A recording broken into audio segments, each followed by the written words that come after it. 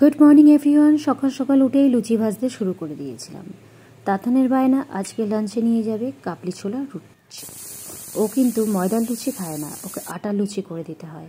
তার ফাঁকে আমি একটু বাবাইয়ের জন্য ব্রেকফাস্ট বানিয়ে নিয়েছিলাম। তাতানের স্কুল লাঞ্চে কাবলি ছোলা, ফ্রুটস আর লুচি দিয়ে দিয়েছিলাম, আর বাবাইকে ব্রেকফাস্টে কাবলি ছোলা লুচি দিয়েছিলাম।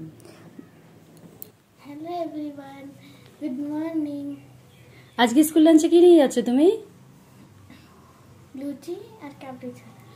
ওর যেহেতু একটু অফিসে খুব দরকারি কাজ আছে, ও সকাল সকাল বেরিয়ে গেছিলো, আর তার জন্য ঘুম থেকে উঠেই যে ফুল যাবতীয় সব কিছু নিয়ে এসেছিলো। ও আমাকে সবসময় বলে স্কুটি নিয়ে শিব মন্দির ইয়া মেডিকেল মোড়ের সাইডে যেতে না। আর আমি রেডি হয়ে গেছিলাম। বাইরে এতটা কড়া রোদ্দুর, কিছুতেই ভালো লাগছে না। কাজ করলেই একটুতেই অস্থিরতা বোধ হয়ে যাচ্ছে। আর আমি স্কুল ড্রপ করে তাতানকে বাড়ি ফিরে আবার স্নান করে নিয়েছিলাম। কেন বলো তো? আজকে পুজো দিতে যেহেতু দেরি হয়ে গেছে, ঠাকুরের বাসনপত্র মেজে নিয়েছিলাম। এই সকালবেলা যে কি নিয়ে এসেছে, রজনীগন্ধা ফুলের মালা, একটা গোপাল সোনার জন্য, একটা লক্ষ্মী মায়ের জন্য, আর এখানে নিয়ে এসেছে একটা পদ্ম ফুল, আর এটা হচ্ছে আকন্দ ফুলের মালা, যেটা আমার শিব ঠাকুরকে আমি পরাই।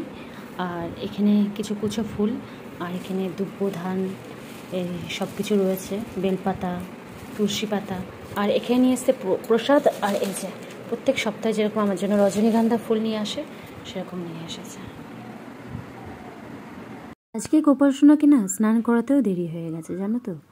আমি গোপাল সোনাকে স্নানটা করিয়ে নিই। যখন তাতান আর বাবাই ঘরে থাকে না, আমি গোপাল সোনার সাথেই কথা বলি। কেন বলো তো?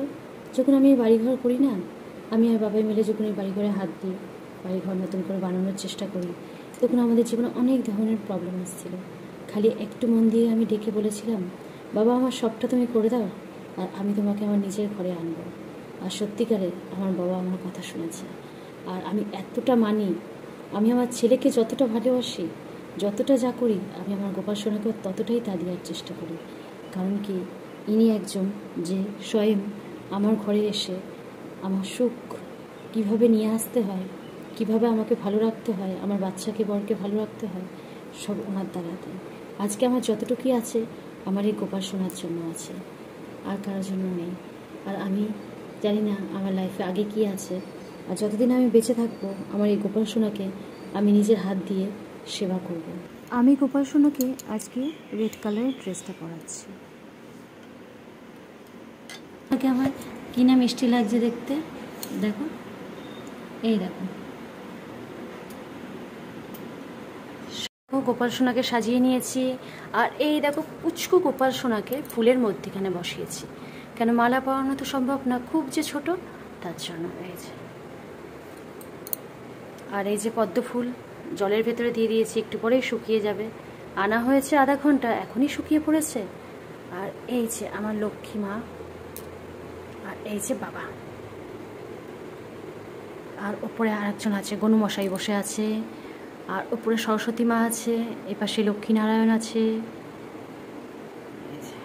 আমার ছোট্ট পরিবারের ছোট্ট সংসার। অনেকটা বেলা হয়ে গেছে, তাহলে আমি বৃহস্পতিবারে পুজোটা সেরে নিই। দেখতে থাকো তোমরা।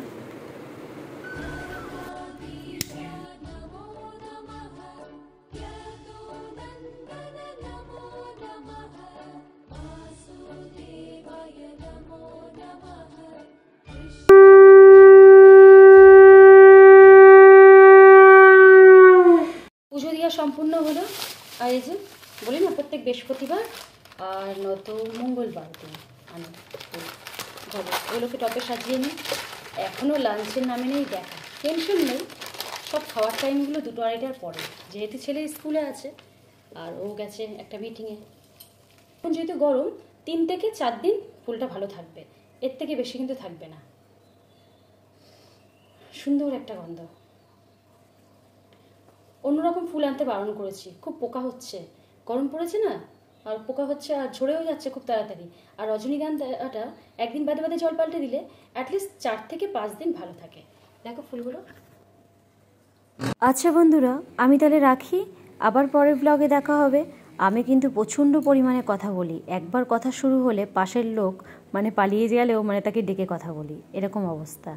ভালো লাগলে একটু লাইক দিয়ে দিও, আর একটু ফলো করো। Bye bye.